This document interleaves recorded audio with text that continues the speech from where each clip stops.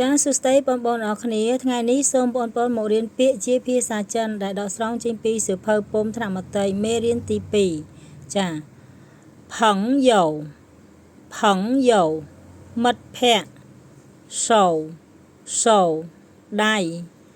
拉手拉手កាន់ដៃ走走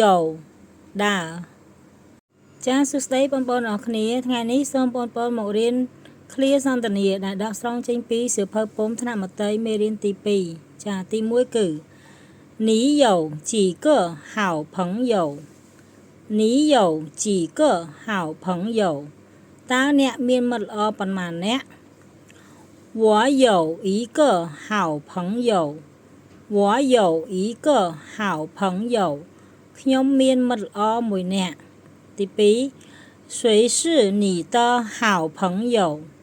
谁是你的好朋友តើនរណាជាមិត្តល្អរបស់អ្នក他是我的好朋友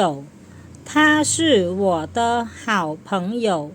គាត់ជាមិត្តល្អរបស់ខ្ញុំចាអរគុណបងប្អូនអរគ្នា